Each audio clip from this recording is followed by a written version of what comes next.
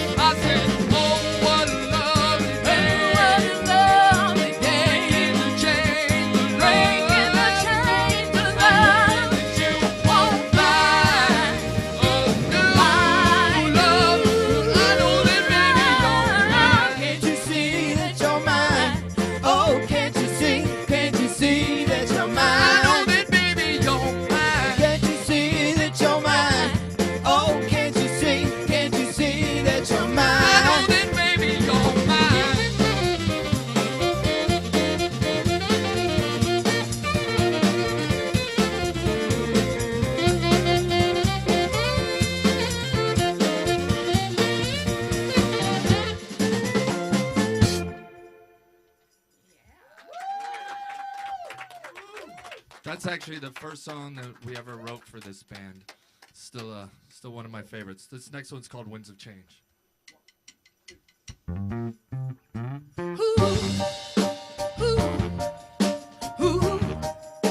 Yeah.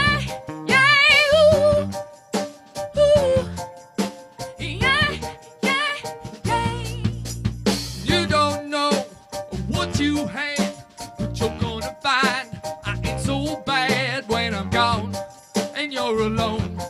No one to give it to you. 'Cause now I know where it's at. That's right, I'm wrong.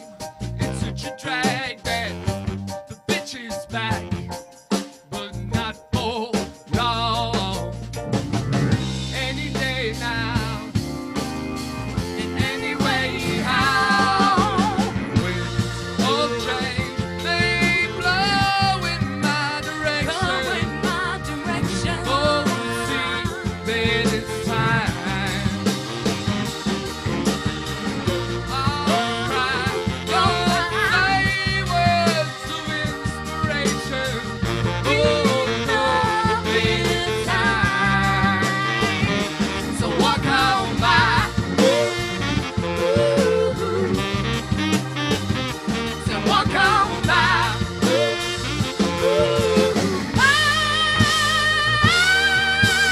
Sitting there, you little throne, no queen or right, got no king or wrong to bring it on. You pay on or go find someone else. Never felt this before, but I don't feel the same anymore, 'cause I don't need this shit going on. Any day now, in any way, how? Oh, change, they blow in my direction. Oh, see, then it's time. Alright, don't say words of inspiration. Oh, no, it's time.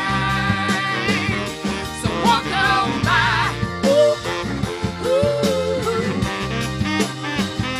So walk on by.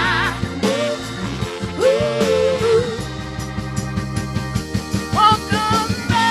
Baby, pull that line. Oh, yeah. Don't watch too much time. Oh, yeah. I think me, and I'll do it fine. Then she sees me walk on by.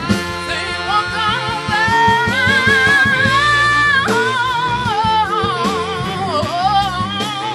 I say walk on by. Oh yeah. Oh yeah. Walk on by. Yes. Oh yeah. Walk on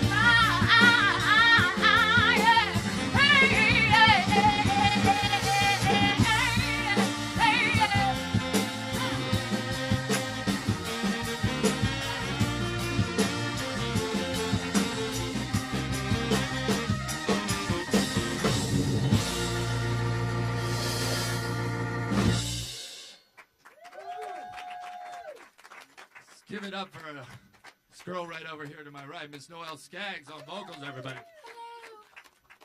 Hello, everyone in TV land, internet world. Happy Hanukkah to all my peeps, all of my my Jewish friends. I love you so much. Thank you. What else we got? Next song. Yeah, this next one's called Don't Gotta Work It Out.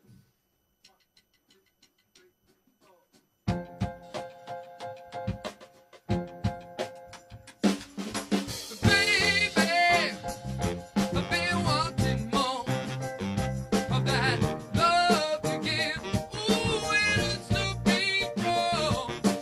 Baby, I'm gonna need the doctor's care. Oh, now to get me through the night. Oh, look what you done.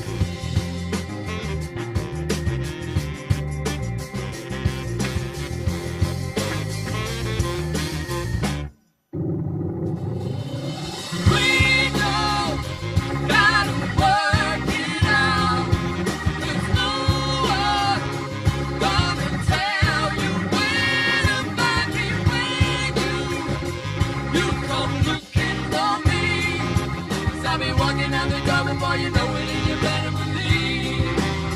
Oh, oh, oh.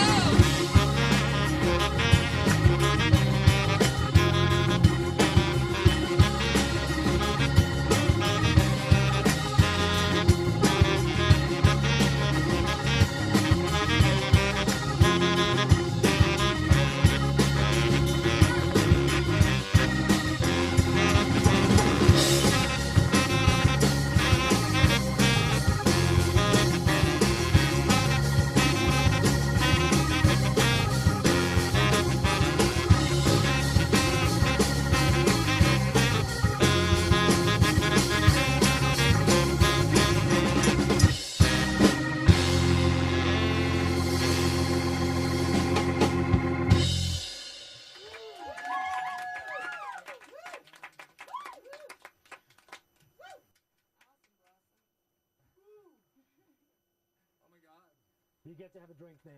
I do. Thank God. I have no idea where I am here, but I'm gonna guess it. We are.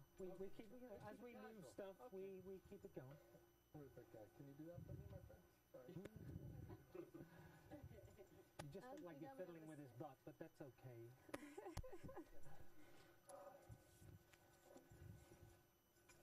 Let me grab some water. That's right. It's a little toasty. Sweet. We can share this one. Oh, it's taller than I thought. I'd like my own chair, thank you. Okay. And yours is a little higher, I think. That's good because I'm taller. Yeah. We'll even out. Hey. Hi, Noel. Sort of. Hello. Hello. I like the fact that you sort of like to you introduced that in a little English accent. Was that for my benefit? Or? No! Oh Well, my you know, God. English accents are infectious. All of a sudden, we hear them as Americans. All of a sudden, we want to start talking. Well, when I met you, I wasn't You even said, thinking "Hello." about it. And I'm like, okay, that's like a. All right, you must be used to it by now. Well, I've lived in America for 22 years, so I'm sort of. People actually, when I go back to England, people think I'm American Right. because they don't hear the English accent. Oh, they don't? No, they. And that they hurts like, you a little bit on the inside, it's, right? Well, a little bit. I'm like, oh my God, have I lost that much of my soul? Although, to be honest, I feel I'm more made to be in America. To be honest. Right. Yeah.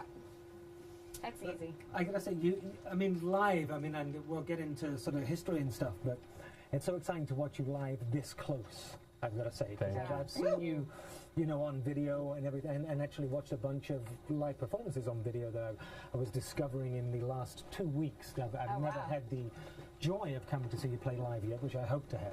We But, will make that happen. Yes, for sure. Yeah. but it's the energy is unbelievable when you play live, Thank you. and very infectious, I gotta say. Thank you. Appreciate it.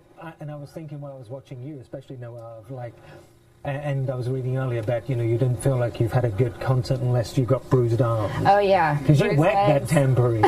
She's one of the You best whacked tambourine that players you'll ever see, for It's sure. funny because if you look at the one that I'm playing, it's actually missing bell. It's missing It's down there, cymbals. yeah.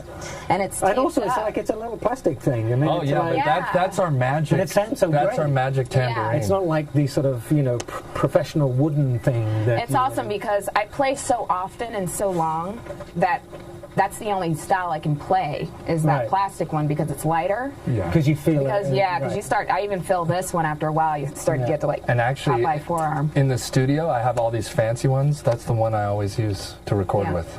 Well, and we actually go into studio recording, which I found interesting because hearing about the beginnings of the band and everything else, and I know it kind of started with you actually buying an organ Right. from at that point a girlfriend's Ex-girlfriend. Well, Key.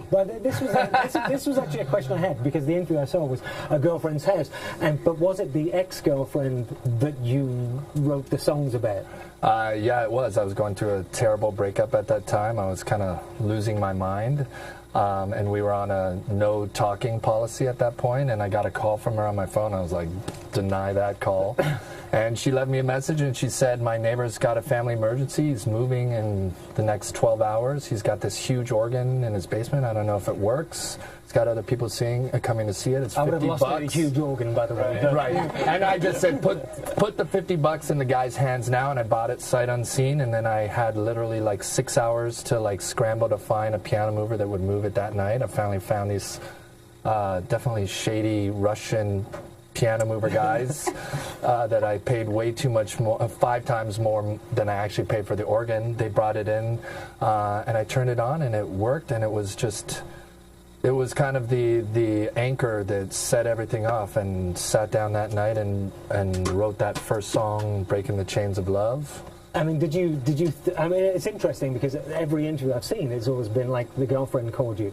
And my first question was it the ex-girlfriend who wrote the songs about? And so there was a certain serendipity there about the fact that you got the call from her that you wrote this effectively most of the EP about. Oh, really. For sure. Songs for a Breakup Volume 1, you know, which I always like because it, you know, there's always going to be more volumes to that story. Although that's a little pessimistic, but okay. Yeah. It's just a realist, okay? Kurt, it's just a realist because I suck at love, so that's kind of... But that's interesting in and of itself because the songs about breakups and everything else, but you always look at them in a weird positive light, though. I mean, to me, there's a happy side of it. Well, and I think, you know, one of the things was I liked the fact that when we were making music together and stuff, the music feels happy and makes you want to dance and makes you joyful, but when you actually listen to the lyrical content, most of it's kind of angry or a little bit bitter or scorned love. So I just like that play, that juxtaposition. There's always the up lines, though, that always say that, you know, it's okay. Look, Kurt, if you want to find some hope in that record, you go right ahead. There were good things, you know. There are some bright sides. There are, you know, and on the full length, you know, there's a few more glimmers of hope. So you went on, I mean, you recorded this EP, and you ended up, because, I mean, you're going back to sort of recording the tambourine, and you ended up doing the EP in your house, right? Yeah, we did both the EP and the LP. You know, when we first started out, we didn't have any money. I don't think anyone knows what an LP is. Extended play, long play, which I never got. You know, we had a 5-song little record that we released, short, and then and then LP is a full-length traditional, minimum of 10 songs or whatever, and that's the record picking up the pieces that just came out this last August on Danger Bird Records. Yeah, we didn't have any money at all to go into a studio, and you know, we just were forced to, to make it in the living room. And that actually is not a really great place to record in. You know, it doesn't sound that great. It's got plaster walls, and quickly found that better than to fight that, you know, room was to let that room really be another person, another character on the record. Right. So you can really, when you listen to the record, I can hear the room, and it was a great sort of vibe for us. There's no stress of like time crunch. We were able to work, sit outside, have lunch, come back, work.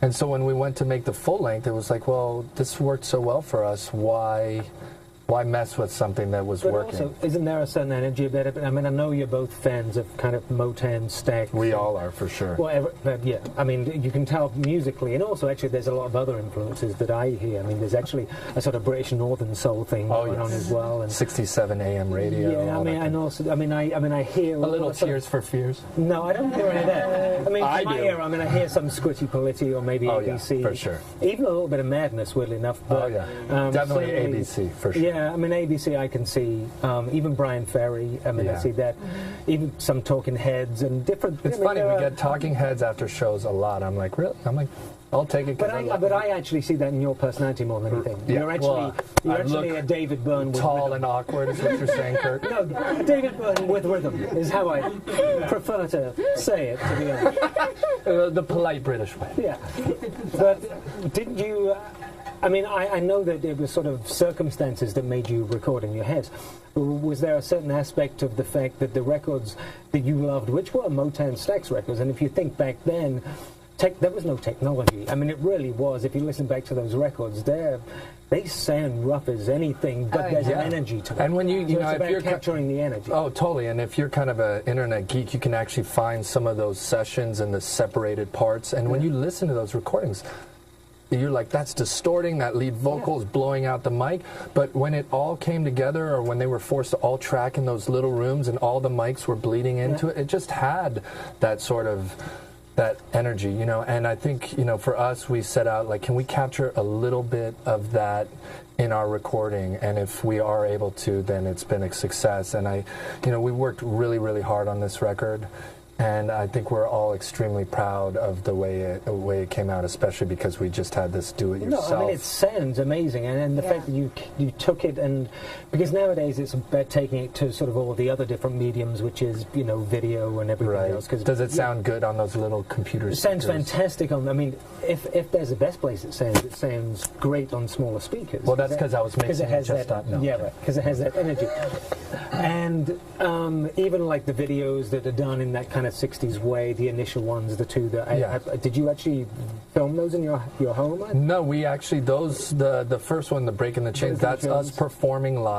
And LOV. We wanted, you know, we wanted to capture that sort of period of like the old Ed Sullivan type of thing. Film, it looks great. You know, but we're actually playing that live, and it's funny because I don't think a lot of people get that when they see it. Live is not the that's played. See, it says live, Kurt, but you didn't read. No, I didn't know. I presume performed live. It was just very well edited as far as incredibly visually well it's done. But actually, what that tells me is that obviously the record was done live.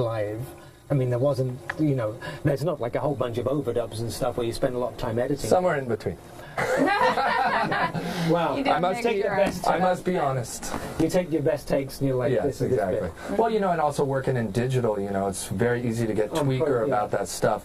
And you know, the longer I've worked on that medium, it's like, leave all the mistakes, leave the ugliness in there, leave the things the humanity too. Exactly, and that sort of helps bring back a little bit of soul back into the recordings. I think that's why we captured so much of that vibe of Motown, because it was so unforced. You listen to all of that music, they were just great players, and they loved doing what they did, absolutely. You know, so there was no thought into it, you know, like there was thought into the song process, of course, but, you know, you're playing this solo, and, you know, he may have done like 11 takes, and he just like, they're all killer, you know, and then but it's all about capturing a vibe. It's all about the character. It's like, which one felt the best? I will always default for a less perfect performance that has energy. Yeah.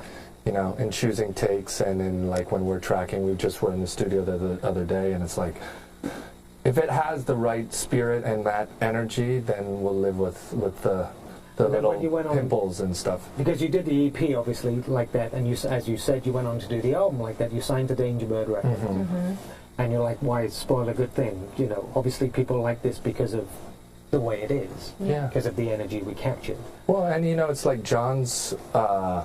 You know, he made these drum parts the other day that he did in his garage with like one microphone, 2 microphones, and it's one of the baddest ass drum sounds I've ever heard, and it totally, you know, he's a fiend for like the Motown sound of the drums and stuff like that, and it just sounded amazing. But do you ever, as an engineer, and we'll go through the whole Pro Tools recording thing because you record on Pro Tools, as someone who's sitting there, because you know, you're sort of overseeing it, you ever go, God, I wish I had a reel-to-reel like tape here? I mean, well, we actually were lucky enough. His neighbor has a little reel-to-reel, and we were able to go in and track 1 or 2 of the songs, just the drum parts for that. And yeah, you know, you can definitely hear that tape saturation and there's stuff. There's a hiss, there's an imperfection, there's...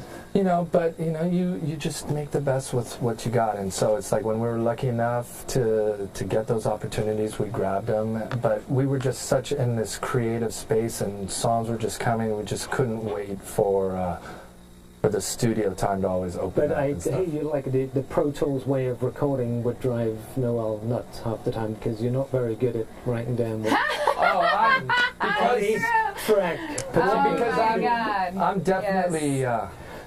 I'm like an engineer's worst nightmare because one, I'm self-taught in the studio, and most studio they'll like make sure every edit, and I'm just like, I'm about it being a creative tool and just making stuff and using it as a real vehicle to be able to like just capture. And I'm super impatient, and I want that fix of like, we just wrote a song and I'm driving in my car later on just smiling ear to ear. So it's like I don't label anything. It's a nightmare for anybody. For you to go play well, for something. me, yeah, because I'm one of those, like, you know, label, like me and John. She has a whole label kit. Like we have, yeah, it's all about like names, and like I do the sections, and it takes me a little longer to, you know, get it done, but you know, at least I know where my vocal 3 is. You know, it's like we'll lay down 10 vocal tracks, and I'm like, well, where's that part? I don't know where it is, Noel. It drives me nuts. Like I can't do it. We're working on that though. We're gonna get him. You're gonna get a little bit. You're gonna get into like little post-its. Yeah. Well, we got to work. You're buying a label maker for Christmas. Exactly. Well, we got to work with a great friend of ours who's also deeply in this scene here. This guy Steve K. And we picked him to mix the record because he is an amazing engineer and mixer, but he really understands what we're trying to do, and was really able to take these tracks that I finally did label, and really help bring them to life. You know, he was such a big part of making the record sound beautiful and finished, and he put his heart and soul to it, and it was like for me a treat to get to do it with him. So. Well, I mean, both. I mean, the EP and the album, which is absolutely amazing. I gotta say. I mean, and the energy. I mean, I do love the energy, and to actually see it performed live is pretty amazing. This close. Yeah. If only the audience could be this close, but I mean, and I gotta say, I did love those one live performance, and we're gonna break in a second so you can play a few more songs. But the one live performance, I think it was here in LA, where you're making the entire audience like get down, which I love. I mean, is the live performance the sort of the thing for you? I mean, I know it is for sure. I mean, it's just a question of capturing that on record. Well, you know, it's like when they definitely have 2 different lives to them. You know, the recording is obviously a little more polished. We are only so many of us here, so there's only so many hands and things that can play live, so rather than try and imitate the record exactly, and also from the get-go, you know, didn't want to just replicate the arrangements. You know, every one of these people in this band, you know, has that whatever Malcolm Gladwell or whoever 10,000 hours of practice. You know, everybody in this room has put in that time. And rather than just have these songs be exactly the way they are on the record, you know, from the outset we said, well, we're going to take this section here and we're going to make that a shredding Farfisa solo. Or James, take 16 bars here to just get nasty, you know. And the thing is, I think when people come to see us live, there's that extra element, and there's that excitement, that moment where you get to see something that's truly unique to the live experience. And you know, for all of us as musicians, one of the few things we can hold on to nowadays is and that live show. You know, people still got to pay to see. They still, and you can't replicate that. You can't replicate that on TV or on record or anything. It's just because you're part of it. You know, and so you know, I'm hoping, you know, we will at some point put out a live record, because there's a lot of people that are really huge fans of the live record, and we're already working on the next record and trying to get a little more of that energy that we bring to the stage, you know, into the room. I don't know how much more energy you could get. With that, let's go. We'll break and we'll do 3 more songs, because then I'd love to come back, talk to you more. We're going to take questions from the chat room. Ooh, from the chat room. Anyone else in the chat room on Strip Down Live, or if you want to tweet in the questions, or anywhere else I'm forgetting. No, Twitter, chat room. You have questions, Fitz and the Tantrums, send them in and we'll ask them in the next break. So welcome back, Fitz and the Tantrums. Thank you. Thank you.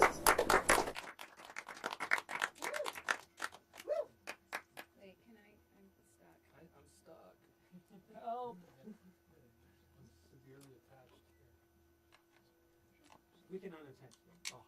Freedom.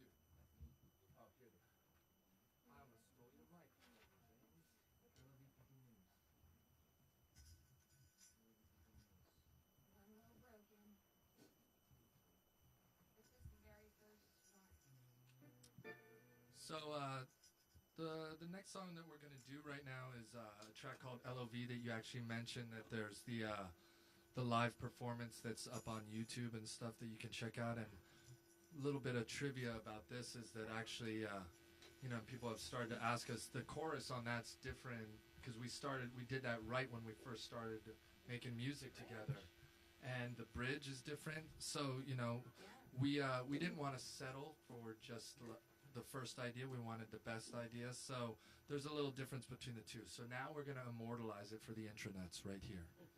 LOV.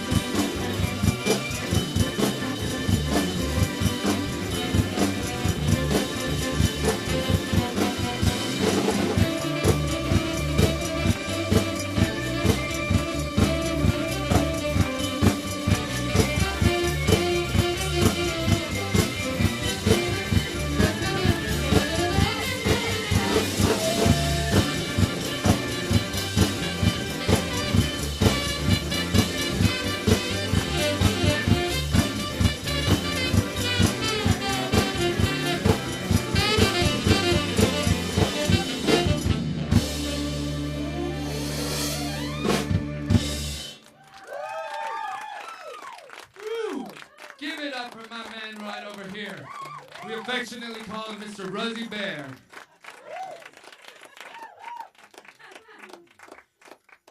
lets me beat him up every time on that song.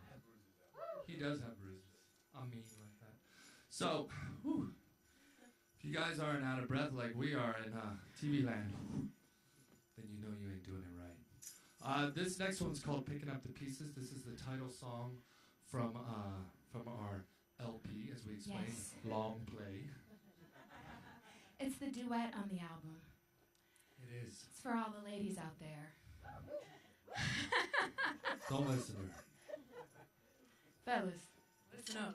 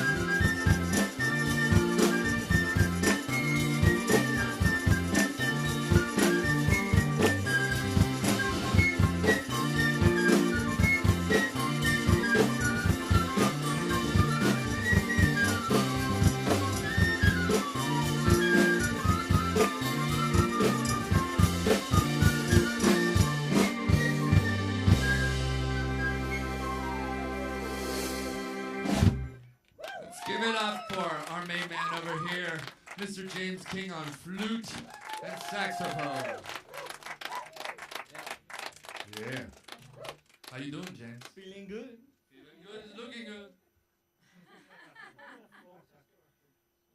Well, the traditional term, Kurt, is flautist, but people don't say that anymore. They just want you to say like flutist. Flute wrangler. Flute wrangler. No.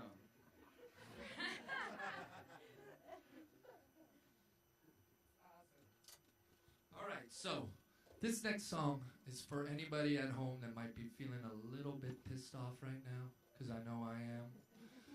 You're a little confused about where you stand with that special little somebody. You're looking at that text, saying to yourself, what the fuck is this person trying to tell me right now? I don't know if I should come or go away. So I want everybody to stomp their foot as hard as they motherfucking can. We're all gonna make the house shake and rattle and roll. This one's called News for You.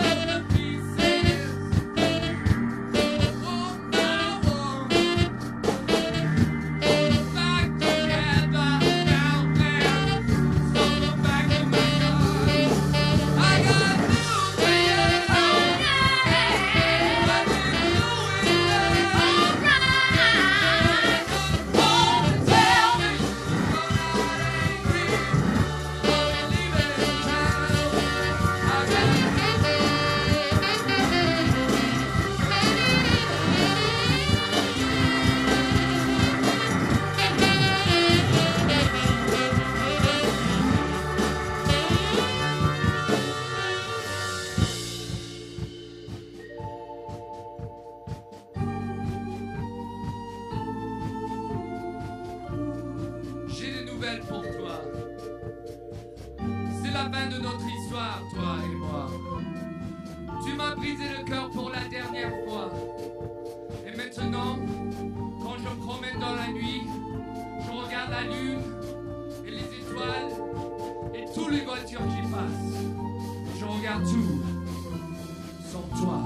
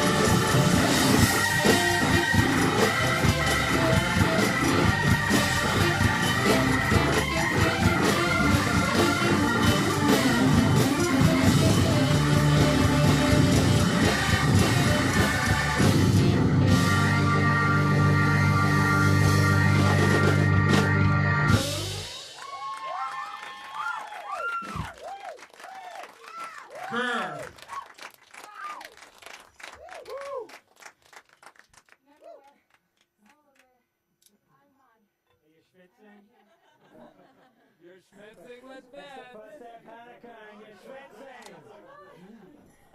You're on with schwitzing with Fitz. Hello. What? Fitz and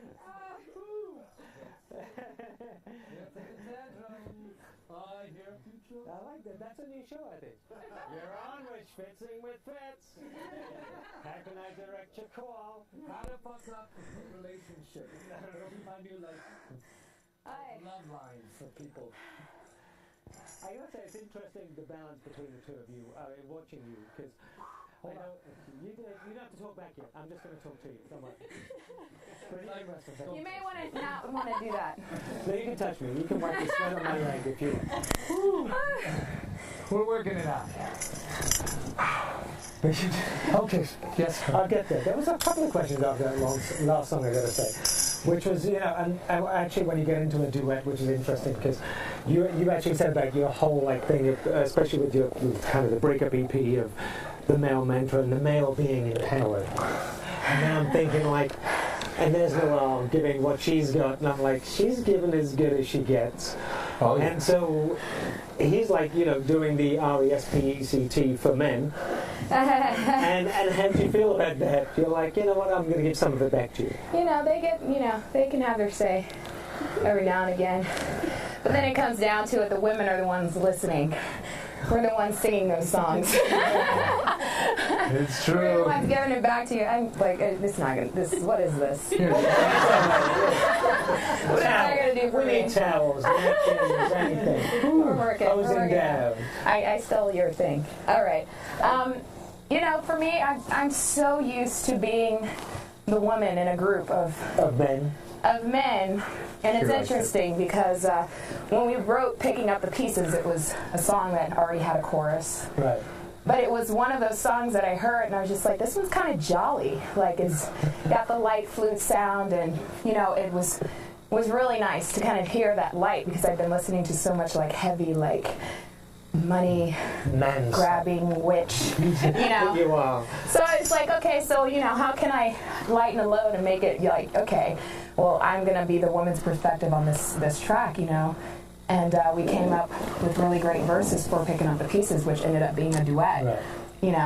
Yeah. And I think at the time I wasn't thinking of it in that way, but it was just like, all right, I write a verse for myself too, and Well, and I think people, people really, you know, you don't know when you're watching us live. You don't know if we're gonna make out or we're gonna fist fight. It could go either way. There's You know, some interesting balance there. Where I can imagine, like when you're thinking of like, I mean, which is an interesting question. When you get the balance right, there's something kind of special, isn't there? If you're a musician or anyone involved in music, yes, you sit there and you're absolutely. like, okay, you've got a bunch of people here, and you're like, God, this just feels good. Yeah. This is just right, and whatever it is that works, it wouldn't work without one or the other. Oh yeah. well, and that's the way that, you know, this came all about. You know, we made 6 phone calls, and there you have it. You know, and that's never the case. You know, and it was like on the first second we played, it was on, it was electric, and we've been on the road a long time together. And we when have you say this a long time, well, for us, you know, for you. But I mean, you know, some of us, with the exception, Fitz is the youngest member of me knowing, you know, and Joe as well as Wicks, but James and I knew each other for years. Right. You know, we've known each other from this music scene in LA for a long time, so. And it just keeps getting better, It's you know. just awesome. We, the more we play, the more we're just on this intuitive level with each other. And No, I mean, I can see when you're playing live, I mean, you kind of, and it is kind of jamming. I mean, I can see that all of this isn't necessarily rehearsed. It's just, I'm feeling it now, let's keep going. yeah. And the other thing I was finding interesting about that last set was the fact that, of course, now I'm listening to you try, I'm like, oh my God, actually, he's kind of French. And, Half French. Your mother's French, right? Yes. And so, did that affect, well, I mean, you moved when you were 5. Yeah, I mean, I grew up in LA, and then I had sort of half a foot in Europe. You know, Right. spent most of, you know, the holidays and summers with my grandparents over there. So there's a lot of that influence within me, but, you know, at the same time, I grew up in America, so I'm definitely American. But your musical influences, I mean, for the two of you, I mean, I think your father was a DJ, right? My father was a DJ. He built cars. Like, he did everything, but He's got an amazing Your he father was a was DJ. opera nut. Yeah, he was Yeah. a DJ up in the the 70s. So he was like doing house parties for the Whispers, and you know, like he grew up with a really amazing, you know, music, you know, background just in hanging out and partying. You know what I mean? But something I learned about him at Thanksgiving is he was really into the kind of the Northern soul, like the, I would say, white boy soul kind of, Right. Yeah. you know, music. We were singing out Billy Joel and Elton John in the car. I was like, I'm not sure it's called really? John. Well, Yeah. no, but I like Northern Soul. well, not Northern Soul, but you know, That's just not Northern the Soul. soulful, like, you know, white boys, like, you know. No, I mean, there is all kinds of interesting stuff. parallels between what I kind of grew up. There were certain Northern Soul bands. I mean, Real Essence of Northern Soul in England was kind of a bit Yeah. before my time. Right. But there was this Northern Soul kind of resurrection, Right. which was kind of like Style Cancel. Yeah. Even bands like Prefab Spread or Squitty Politti that had elements of it, even though it was kind of electronic. But there's definitely elements of that. I'm a huge Style Council freak. So. Really? Oh. Yeah, see, I prefer the jam. Of but, course. you know. Those of us that like 'Cause, the, you know, I love the jam too, but I really got into the Style Council. No, I mean, I can see that. I mean, I can see that, and I can see the ABC thing, which were the two English bands immediately that came Right. to mind when I'm kind of listening to them. And Brian Ferry, of course. But,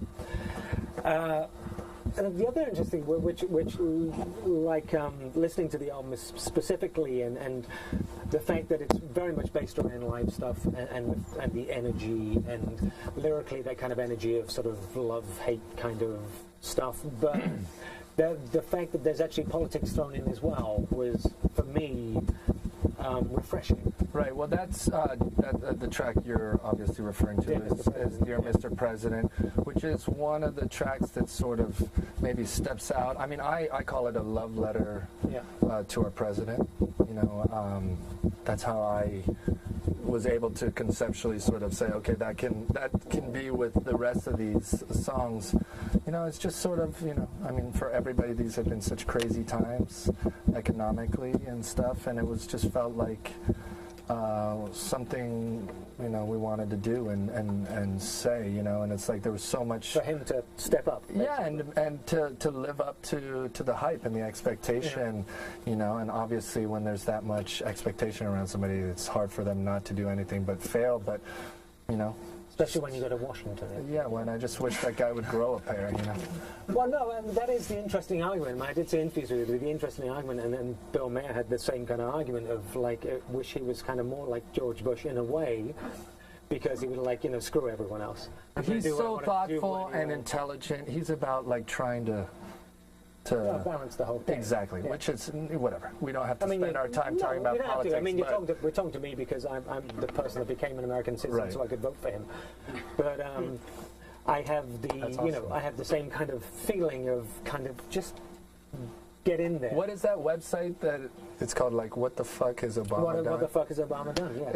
It's amazing. You gotta check it out. If you're wondering what he's done, if you want to know what he's done, I mean, there's go to what the fuck is Obama done? You know, but that's the thing. It's like his back is against the wall with the people that stand to lose money. Oh, absolutely. You know, he took on health care. He got something passed. It's going to take a lot of money out of people's pockets. Yeah. Same thing with the oil companies right now. We're not doing any more, you know, drilling in the eastern areas. We're not doing it anymore. And for the next 7 years. For the next 7 years. Which is. But all of a sudden, there's going to be so many jobs lost. What about the jobs that were lost when BP's oil spilled? Yeah. You know, and these people are not seeing any money. Like, what happened to those people? You know, there's a cause and effect for everything, but, you know, you think about the Bush era, a lot of people were making money. Well, no, I mean, the unfortunate thing, the biggest thing in America that makes money is money. Yeah. Exactly. You know, anyways, exactly. Politics, there's two things we should never talk about. Politics, and what's your favorite Although I will say Pop this, Tart? I would say that Noelle actually had a good slant on it, which was the fact that she was even taking a positive side of the Depression, that at least people now can think, I should balance my checkbook. Oh, there you go. Yeah, you should be responsible. So let's take some questions from the chat room anyway. Oh. Jimmy asks, who would you, well, that's a leading question, who would you love to play with? No. Although you have the same kind of, you have the same answer to that as I do, which is Zoe Deschanel, but... You're like, it's like you're inside my head, Kurt. Stop. No, well, you know, for us, we already got to do one of those things, which was a huge Daryl Hall for sure, and we got to tour with Sharon Jones and the Dap Kings, which great, yeah. was amazing. And you know, watching that band, they're incredible players, and she's one of the best performers you'll ever see. And I just love her story and how much success she's having now, and it's not because of whether the music industry wants her or not, it's because she's doing something that's connecting with people. And we feel a lot of that affinity, you know. It's like we're here with you right now or having any of these things because it's like just regular people are into the record and they're passionate about telling their friends. And everyone does, and it does pass on through social media. Yeah. Saying like when you played a little gig one time, someone came all the way to Texas from somewhere, wherever it was. I mean, people drive. Kurt, I gotta say, I'm impressed. Awesome. You've done your research. I'd like to think I'm at least attentive. Anyway, as I was saying, now okay. We're going to lead on from there. Actually, I was going to ask you what it was like because I mean, obviously, when you say you've been playing for quite a while, but it's only been a few years. I mean, it's been a couple of years, and to go from where you started, which is effectively doing this EP in your living room. To sort of then, I mean, the guy from Room 5, found you through some tattoo or someone who's tattoo artist, took us and then out you went on on tour. tour. So from that to like playing in Red Rocks in Denver and these bigger gigs and everything, and it's happened pretty quickly. And then now it's sort of like the Desperate Housewives thing, the HTC phone. I mean, you're now seen on TV in different elements. I mean, it's actually a pretty quick ride. Trust, but for all of us, it's like that 10,000 hours of work. You put in the work beforehand. Yeah, and it has been amazingly fast. When we did Red Rocks in Colorado, we had, I think, played 8 shows. Right. And then we got taken out on tour. And with Flogging Molly. We're standing out on tour with Hepcat and Flogging Molly at Red Rocks. Tour. Yeah.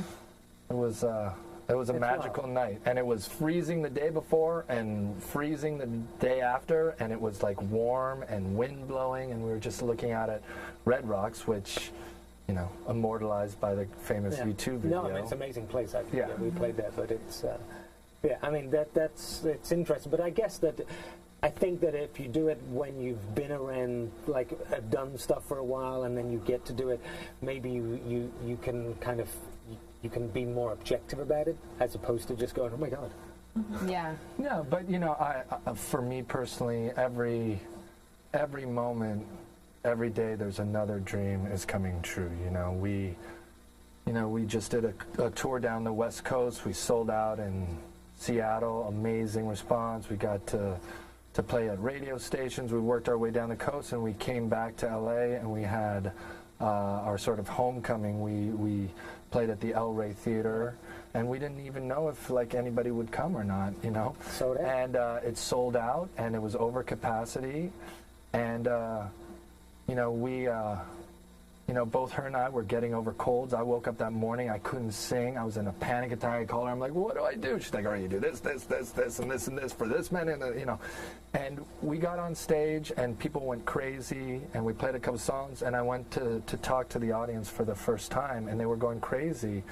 And I almost started crying because it was, for me, as a Angelino growing up here, I've seen so many bands, and it's like, we're here on this stage doing this right now, and you all showed up to see us, and they just went crazy, and it was a It can really... get you over a sickness like that. It does give you that extra little push. I That and a really B12 lost my shot. voice Yeah, that a night, B12. yeah. B12 is the key. Awesome. Speezo for us. A lot has happened for you in the past year. What have been some of your wow moments in that time? That was definitely Got one of them, yeah. I think we just covered that one. Okay. Yeah, that was another. Spees, we love you. Next question. Whiskey. Where are you guys from, and what brought you all together? A lot of all us from are Cali locals. Yeah. James King, Joe Carnes, he's like a Topanga We get to dude. introduce the band now, by the way. And by the way, a criteria to join the band is your name has to start with Start with a J. So that's James J. King, Joe Carnes, John Wicks, and Jeremy Razumna. And the only one kind of bastard child is this guy right here. We call him the captain, but he's the non-local New Orleans / Seattle. And I gotta claim my hometown. I was born in Denver, Colorado. Whatever, I can't pass it. completely take props for being in LA. I wasn't born here.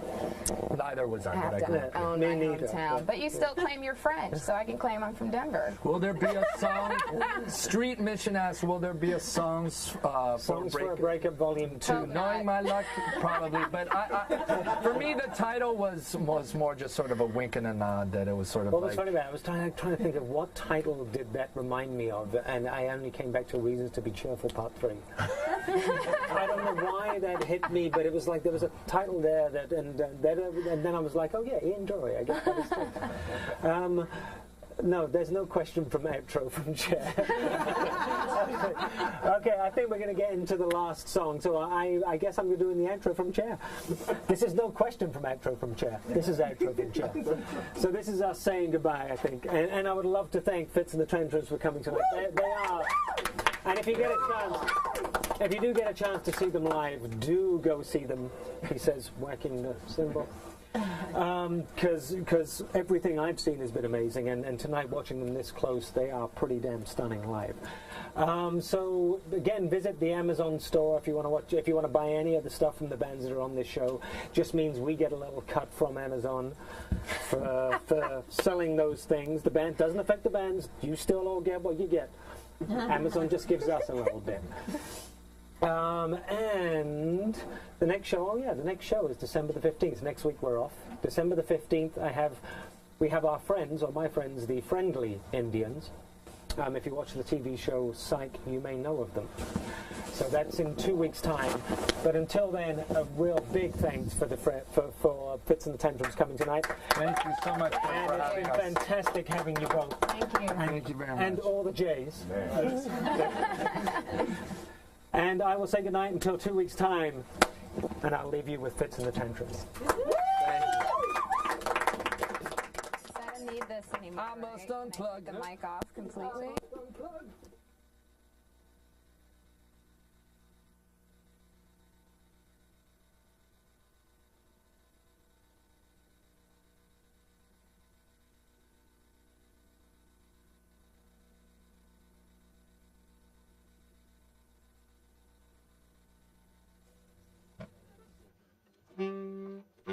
Although now you've got to work up that sweat again. Yeah. I know. I'm like, we've been performing casually. that mistake again. Oh, I thought you meant the song, not the... Actual cashmere curtain. Check. No monitors. Hello. I'm being very mean to the monitor. So, thank you so much again, Kurt, for having us here, and thanks everybody for watching. This next track is the first single off of our LP, and it's called Money Grabber. You can find us at fitsandthetantrums.com and Fitz and Tantrums on Twitter and Facebook and all that jazz. So please stop by and say hello, and thanks again, Kurt, for having us.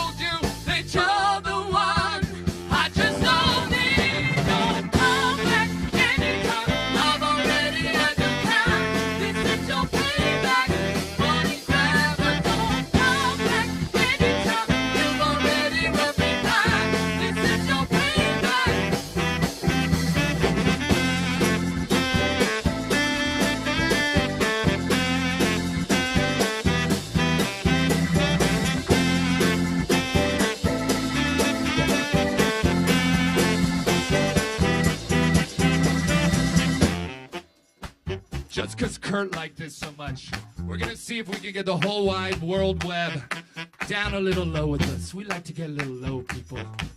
So if you're in your room, you best stand up right now and get a little low with us. I don't care if you're by yourself, it's okay. So when we kick off this last chorus, I want everybody to lose their friggin' minds. Can you feel it? Can you feel it? Can you feel it? Don't come back anytime. I'm already at the time. This is no payback. Money grabber. Don't come back anytime. You've already run the time. This is no payback. Money grabber. Don't come back anytime. I'm already at the time. This is no payback. Money grabber. Don't come back anytime.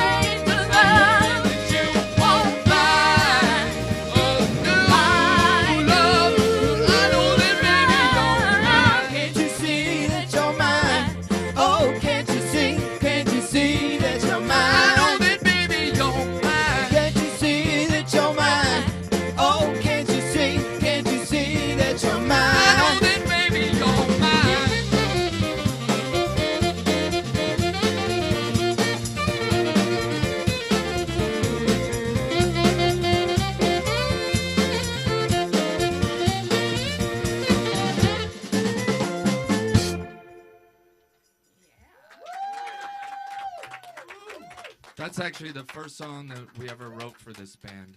Still one of my favorites. This next one's called Winds of Change.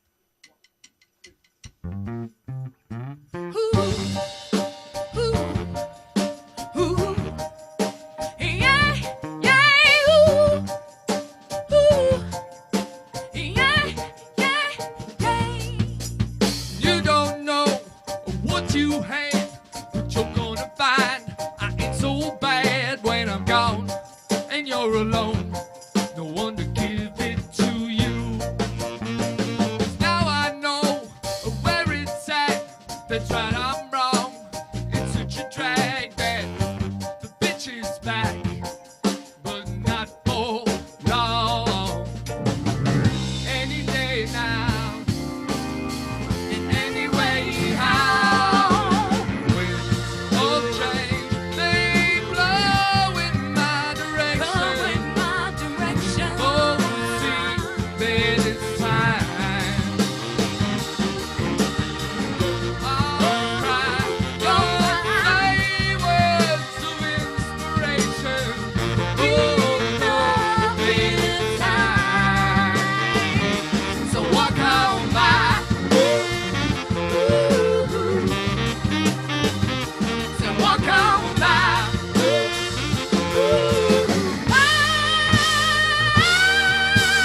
Sitting there, you little throne, no queen or right, got no king or wrong to bring it on.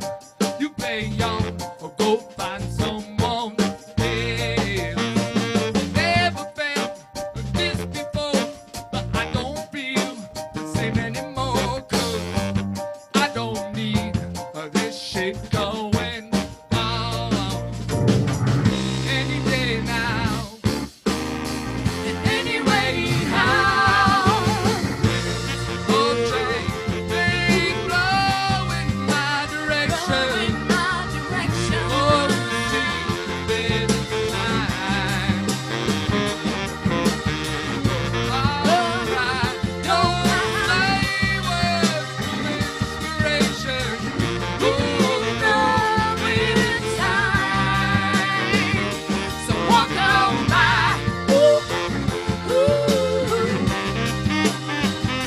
So walk on by.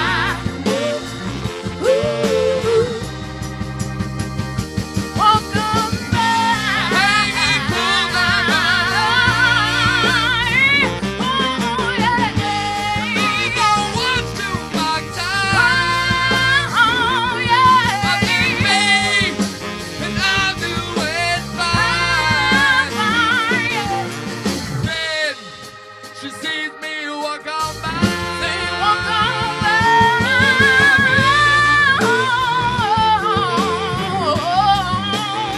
I say walk on by. Oh yeah. Oh yeah. Walk on by. Yes. Oh yeah. Walk on by.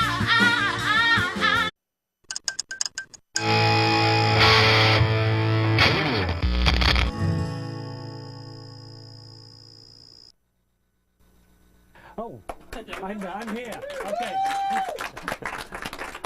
Welcome. We're live here with Stripped Down Live. We've had a couple of weeks off and we're all refreshed and ready to go. And on top of that, we're now in high def.